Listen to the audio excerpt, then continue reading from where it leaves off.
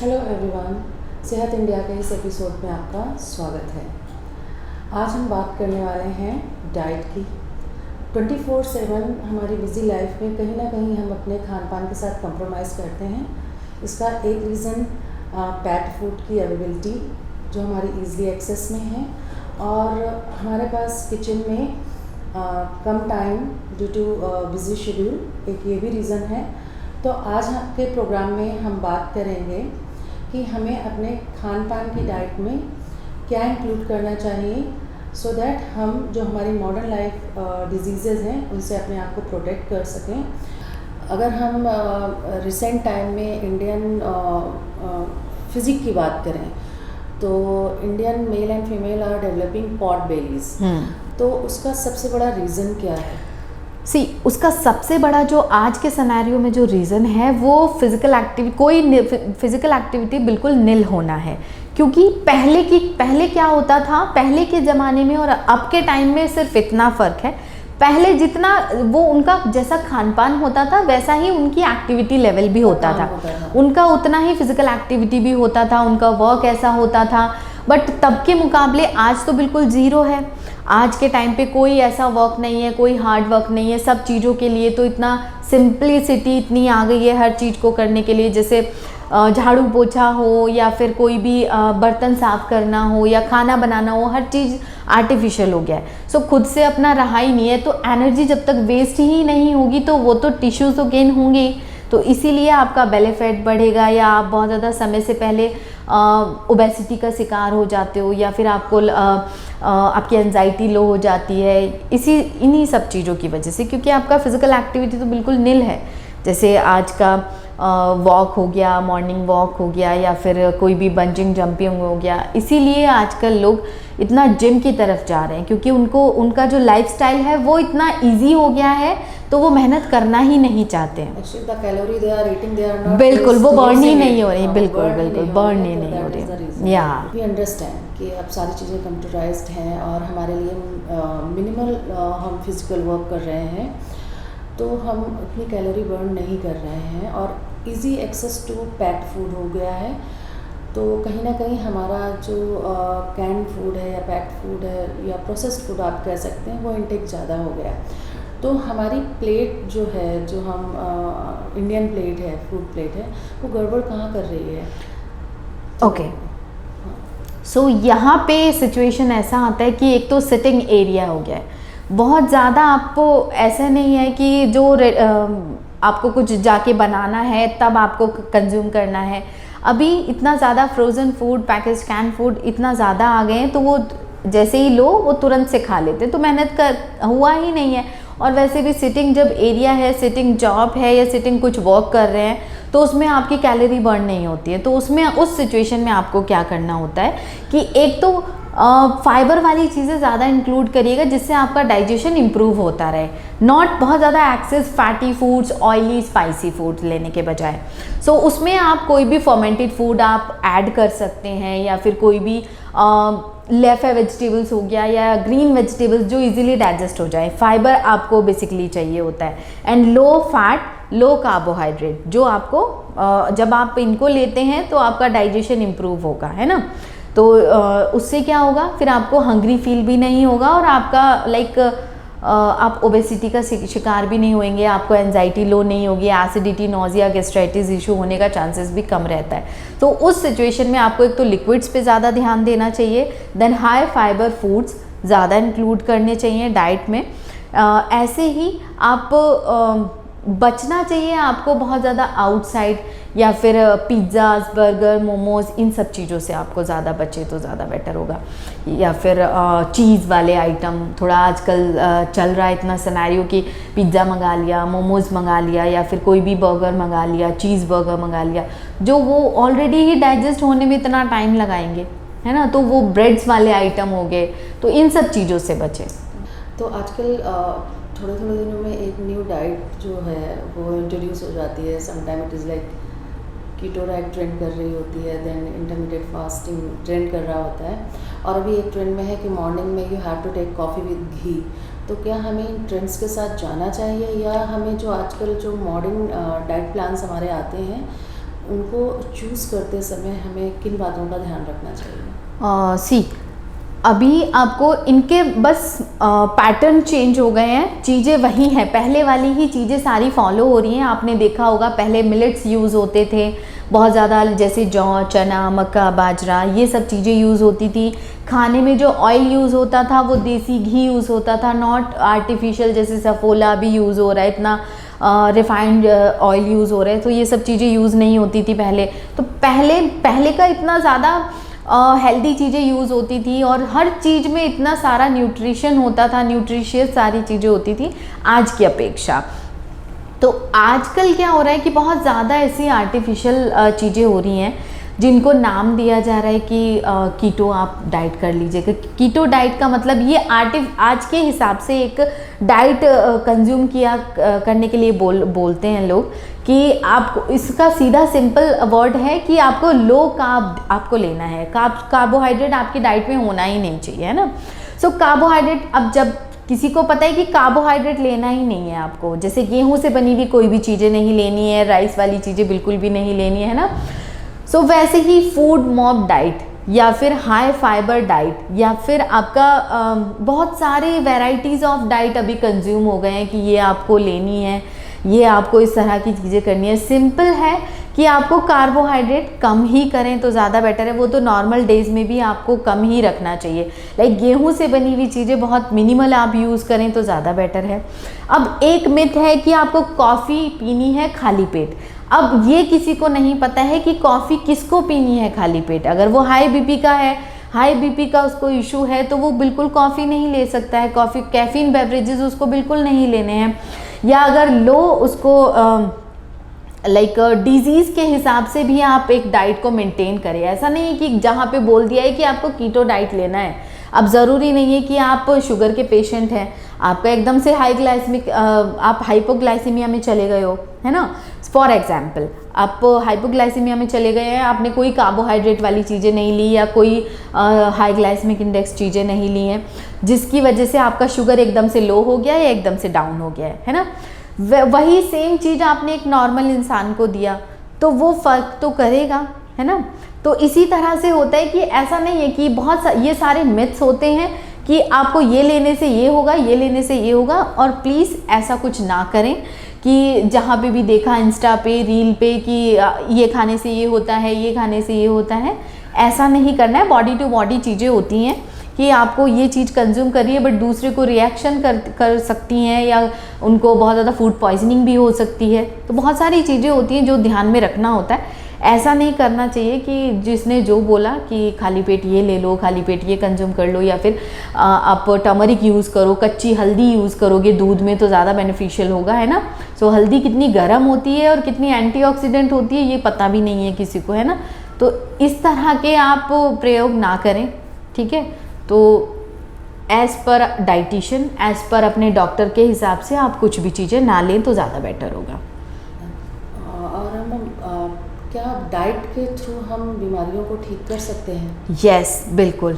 हमारा जो डाइट का जो रोल होता है इन पेशेंट्स, वो आपका 80% रोल होता है। जो आप खाने पीने, वो बोलते हैं ना कि आप दवाई से इतना ठीक नहीं होते हो जितना इमोशनली टच से ठीक हो जाते हो, या आप अगर किसी से बात कर लेते हो या किसी के साथ आप बहुत ज़्यादा हैप्पीनेस फील करते हो तो आप ठीक हो जाते हो, है ना। तो वैसे ही डाइट से रोल होता है कि आप जो भी खा रहे थे, बहुत ज़्यादा अनहेल्दी चीज़ें खा रहे थे, एकदम से आप हेल्दी चीज़ों की तरफ आए हो तो आप खुद भी देखोगे कि आपका वेट मैनेजमेंट पे इशू बहुत ज़्यादा फ़र्क देखने को मिलता है। आपका खुद जो ऑर्गन है वो अच्छे से काम करना शुरू कर देते हैं। या आपको कोई इशू क्रिएट हो रहे थे, पहले बहुत ज़्यादा ब्लोटिंग होती थी फॉर एग्जांपल, या फिर आपको नॉजिया रहता था, तो वो सब सही हो गया है जब से आप हेल्दी डाइट पे कंज्यूम करने लग गए हो। तो इस तरह की चीज़ें होती हैं, बहुत ज़्यादा इसका इम्पैक्ट पड़ता है हमारी बॉडी पर। तो आपके अकॉर्डिंग एक डायबिटिक पर्सन की जो डाइट है वो कैसी होनी चाहिए? और डायबिटिक पर्सन का एज़ पर, एक तो कैलोरी जो हम डिसाइड करते हैं वो एज़ पर बॉडी वेट के हिसाब से करते हैं। बट अगर पेशेंट डायबिटिक कोई पेशेंट है तो हम उनको हाई ग्लाइसेमिक इंडेक्स जो चीज़ें होती हैं, जैसे बहुत ज़्यादा शुगरी प्रोडक्ट्स होते हैं या प्रोसेस्ड शुगर होती है या हनी, चीनी, जैगरी, ये वाली चीज़ें होती हैं, तो हम ये इनको अवॉइड कराते हैं। उनका कैलोरी इंटेक उनके बॉडी वेट के हिसाब से हम उसको मेजर करके देन उसको हम बैलेंस डाइट ही के लिए ही बोलते हैं, बट उसमें low carb, high protein then high fibre होता है, जो उसके इंसुलिन लेवल को बढ़ाने में कम हेल्प करता है। तो इंसुलिन लेवल नहीं अगर बढ़ेगा तो उनका ऑब्वियस है कि शुगर हाई होगी, इंक्रीज होगी, तो इसीलिए हम उसको high fibre then high protein diet recommend करते हैं, जिसमें जो आपके फूड्स होते हैं जैसे सब्जियां, आलू, अरबी, जिमीकंद, चुकंदर, सो ये वाली चीज़ें हम अवॉइड कराते हैं। बाकी उनको लेफे वेजिटेबल्स, ग्रीन वेजिटेबल्स ज़्यादा यूज़ करें, पल्सेस यूज़ करें एंड मिल्क प्रोडक्ट यूज़ करें बट विदाउट शुगर। इस तरह की चीज़ें आप उनको रिकमेंड कर सकते हैं। एंड जब भी after every meal 3 to 4 steps walk करें या हाफ एन आवर तक वॉक कर सकते हैं, जिससे स्वेट हो बॉडी, दैट्स इट। ज़्यादा भी उनको वॉक वगैरह नहीं करना होता है। सो इस तरह आप कर सकते हैं। अगर हम फ्रूट्स की बात करें तो एक डायबिटिक पर्सन को कौन से फ्रूट्स जो है या वेजिटेबल्स हैं अवॉइड करने चाहिए? मैं इसलिए पूछ रही हूँ कि बहुत लोगों का होता है कि ठीक है मुझे डायबिटीज़ है, मुझे बनाना नहीं खाना है, मुझे डेट्स नहीं खाने हैं, या मुझे राइस या पोटैटोज नहीं लेने हैं, तो क्या ये चीज़ सही है या मॉडरेट करके वो नहीं, ये चीज़ बिल्कुल गलत है। जो हाई ग्लाइसेमिक इंडेक्स चीज़ें होती हैं वो डायबिटिक पेशेंट्स को नहीं खाने चाहिए। कुछ स्पेसिफिक फूड्स हैं, फ्रूट्स हैं जो उनको नहीं कंज्यूम करने होते हैं। जैसे फ्रूट्स में होता है मैंगो, चीकू, लीची, डेट्स, ये बिल्कुल भी नहीं खाने हैं, बिकॉज़ ये इंसुलिन लेवल इंक्रीज़ करते हैं, जिसकी वजह से शुगर बढ़ जाती है, तो वो नहीं खाने हैं। ऐसे ही उनको सब्जियों में आलू, अरबी, जिमीकंद, चुकंदर, सो याम, ये वाली चीज़ें नहीं खाएं तो ज़्यादा बेटर है। बेसिकली जो जड़ से चीज़ें होती हैं वो, उसमें भी ऐसा नहीं है कि सारी चीज़ें जड़े वाली नहीं खानी है, कुछ स्पेसिफिक होती हैं जिनका हाई ग्लाइसेमिक इंडेक्स होता है, स्वीट पोटैटो, सो ये वाली चीज़ें अवॉइड करनी चाहिए। आप रूट वेजिटेबल की बात करें तो they can eat radish and carrots, but yes, but as a salad की फॉर्म में या फिर हाँ, नॉट सब्जी की फॉर्म में, सो वैसे यूज़ कर सकते हैं, बिकॉज फाइबर भी इजीली कंज्यूम हो रहा है एंड उसको वो इजीली डाइजेस्ट भी कर पाएंगे। और जब हम डिज़ीज़ की बात कर रहे हैं कि हम डाइट के थ्रू कैसे मेंटेन कर सकते हैं, तो अब मैं आपसे ये पूछना चाहती हूँ कि अगर किसी को थायराइड है और if they are suffering from PCOD और PCOS, तो उनको किस तरह की डाइट लेनी चाहिए? क्या डाइट के थ्रू हम इसको क्योर कर सकते हैं? यस, बिल्कुल। जो thyroid, two type of thyroid होता है, हाइपो, हाइपर।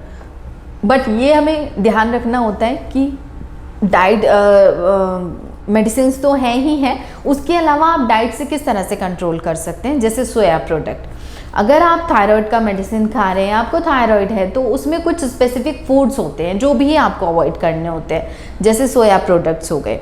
सोया प्रोडक्ट्स में भी आपका टोफू हो गया, it's a high protein but उसका कंटेंट अलग है, तो वो आपको हाई पोटेशियम है, तो वो नहीं लेना है आपको। देन आपका सोयाबीन का दाल हो गया, या फिर आपका कॉलीफ्लावर, ब्रोकली, आपको ये स्पेसिफिक चीज़ें हैं जो आपको थायराइड में नहीं लेनी होती हैं। या सोया चंक्स हो गया, न्यूट्रेला हो गया, सो ये वाली चीज़ें बिल्कुल अवॉइड करें। PCOD के लिए आप सबसे अच्छा है अपना लाइफस्टाइल चेंज करना होता है एंड डाइट मॉडिफिकेशन करना होगा। उसमें क्या होता है, आपका एक थोड़ा सा जब भी आप एक अपनी दिनचर्या चेंज करिएगा, थोड़ा फिजिकल एक्टिविटी आपको करना होता है, डाइट पैटर्न भी आपको चेंज करने होंगे। शुगरी प्रोडक्ट बिल्कुल अवॉइड कर देने हैं, वो बिल्कुल नहीं लेने हैं। देन उसके अलावा आप जब भी अपने डाइट में थोड़ा सा सीड्स हो गया, ड्राई फ्रूट्स हो गया and green leafy vegetables and green vegetables also ले सकते हैं। या फिर थोड़ा एक्सरसाइज, जो भी वॉक हो गया या जॉगिंग हो गया, इस तरह की चीज़ें आप थोड़ा सा ऐड ऑन रखिएगा अपने डाइट में। बेसिकली वही कि लाइफस्टाइल मॉडिफिकेशन करना होगा बस। And if somebody is having blood pressure issue high and low, तो उनको अपनी डाइट का मेंटेनेंस कैसे करना चाहिए, और what should be the first thing in the morning they should take? Patient अगर दोनों ही हाइपरटेंसिव दोनों ही कंडीशंस में गलत है, अगर हाइपर हो रहा है तभी भी एंड लो हो रहा है तभी भी। सो उसमें उस सिचुएशन में यू मेक श्योर कि जब भी आप हाई बीपी के पेशेंट्स हैं तो सुबह उठकर अर्ली मॉर्निंग आप गर्म पानी ना पिएं, है ना। गर्म पानी ना पी करके आप कोई भी ड्रिंक्स ले सकते हैं, जैसे क्यूमिन सीड्स हो गया या कोई मेथी सीड्स हो गया। सो ये वाली चीज़ें आप यूज़ कर सकते हैं। क्यूक्यूम्बर वाटर, क्यूक्यूम्बर का आप जूस ले सकते हैं, उसको अच्छे से ग्राइंड करके उसका फाइबर भी आपकी बॉडी के अंदर जाना चाहिए, नॉट स्ट्रेन करके जो वाटर लेते हैं। सो वैसे आप यूज़ कर सकते हैं। देन अपने मील्स की शुरुआत करें एंड जो आपका बहुत ज़्यादा सॉल्टेड वाले आइटम हैं जैसे अचार, पापड़, चटनी या फिर अलग से एक्सेस सॉल्ट स्प्रिंकल कर रहे हैं या नमक नींबू वाला आप ड्रिंक यूज़ कर रहे हैं तो वो अवॉइड करना चाहिए हाई बीपी में। लो बीपी लो अगर आपका रहता है तो उसमें एक तो आपको वाटर का इंटेक इंक्रीज रखना चाहिए, minimum 3 to 4 litre water in whole day. Then proper exercises वगैरह एंड उसके अलावा आपका हर 2-2 घंटे में आपको कुछ ना कुछ खाते रहना चाहिए। एंड कैफीन वाली चीज़ें थोड़ा सा मिनिमल ही रखें तो ज़्यादा बेटर होगा, क्योंकि उसी से एक्सेस एकदम से अगर आपका बीपी लो हो गया है तो आप क्या करेंगे। एकदम से अगर आपका बीपी लो होता है तो वही आप चाय या कॉफ़ी कुछ यूज़ करते हैं, कॉफ़ी यूज़ करते हैं या फिर नमक चीनी वाला जो ग्लूकोज वाटर होता है वो आप यूज़ करते हैं तो वैसे यूज़ कर सकते हैं। ग्लूकोन डी आप यूज़ कर सकते हो। तो सबसे अच्छा है कि सोडियम, पोटेशियम इनका लेवल आपकी बॉडी में सही होना चाहिए, तो ये सिचुएशन आएगा ही नहीं। somebody suffering from high BP, तो ऐसी कौन सी पल्सेस या ग्रेन्स हैं या वेजिटेबल्स हैं जो उसको अवॉइड करने चाहिए? अगर पेशेंट हाई बीपी में है तो उस पेशेंट को बहुत ज़्यादा एक तो एक्सेस सॉल्ट या एक्सेस सोडियम उसको बिल्कुल अवॉइड कर देना है। रिस्ट्रिक्ट भी नहीं करना है, उसको मिनिमल होना चाहिए जस्ट फॉर स्प्रिंकल एंड ऊपर से उसको नहीं यूज़ करना है। अचार, पापड़, चटनी उसको बिल्कुल यूज़ नहीं करनी है अलग से। या फिर आप बहुत ज़्यादा ऑयली स्पाइसी फूड बिल्कुल अवॉइड कर दीजिएगा। जितना ज़्यादा हो सके आप ½ टीस्पून ऑफ घी, उसमें हींग जीरे का छौंका लगा करके आप कोई भी अपना मील यूज़ कर रहे हैं, जैसे सब्ज़ी बना रहे हैं, दाल बना रहे हैं तो उसमें आप वो यूज़ कर सकते हैं, बट नॉट बहुत ज़्यादा प्याज टमाटर वाला ग्रेवी एंड छौंका एंड ऑल इस तरह से नहीं करना है। सो वैसे यूज़ कर सकते हैं। पल्सेस में आप मैसूर दाल, मूंग धुला हुआ दाल एंड अरहर का दाल यूज़ कर सकते हैं। एंड जो लिग्यूम्स होंगे, मोटी दालें, छोला, चना, राजमा, लोबिया, सो ये मिनिमल यूज़ करने हैं, ऐसे डेली बेसिस पे यूज़ नहीं करने होते हैं, वो भी एज अ स्प्राउट के फॉर्म में, नॉट सब्जी के फॉर्म में।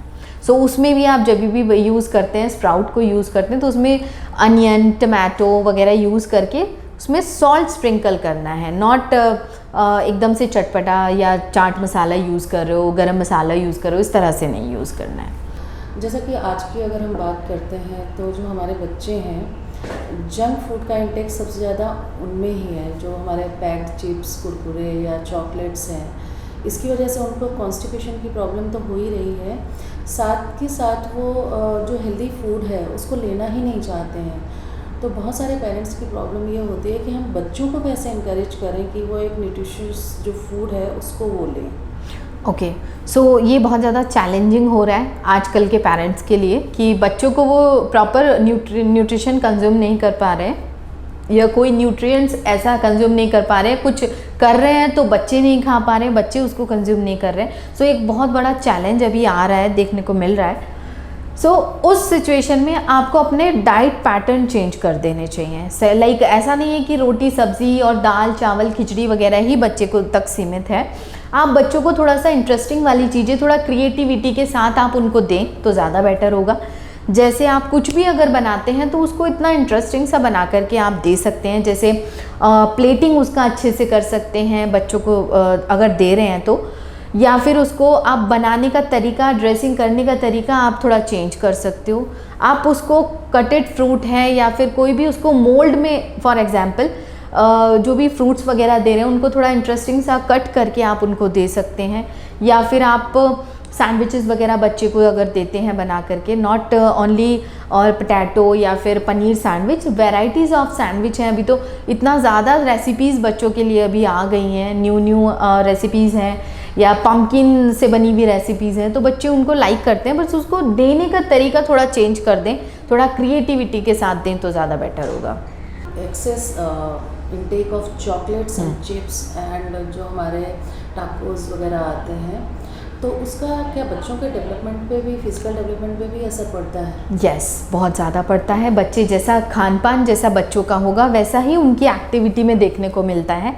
तो इसीलिए आप कोशिश करिएगा कि जो भी आउटसाइड फूड बच्चों के लिए होते हैं, अभी जंक फूड इतना हो गया है, चॉकलेट्स हो गई हैं, चिप्स कुरकुराज है या कैंडीज़ है, बहुत ज़्यादा अवेलेबल है बच्चों के लिए। सो वो जितना ज़्यादा अवॉइड करें बेटर है, क्योंकि वो प्रिजर्वेटिव ही है और उसमें एडेड शुगर है, कलरफुल उसमें चीज़ें मिली हुई हैं, केमिकल्स इतने ज़्यादा हैं, तो वो आपके बच्चे को कहीं ना कहीं तो हार्म करेंगे ही। अभी नहीं, थोड़े दिन के बाद करेंगे, तो इसीलिए थोड़ा अवॉइड करें तो ज़्यादा बेटर होगा। सो थैंक यू डॉक्टर, हमको इतने अच्छे आइडियाज़ देने के लिए कि हमें अपनी डाइट का ध्यान कैसे रखना चाहिए और बैलेंस डाइट कैसी होती है और बच्चों को हम हेल्दी फूड की तरफ किस तरह इंकरेज करें। तो आई होप कि आपको ये एपिसोड बहुत अच्छा लगा होगा और आपको कुछ अच्छे आइडियाज़ भी मिले होंगे और आपसे हम मिलेंगे नेक्स्ट एपिसोड में।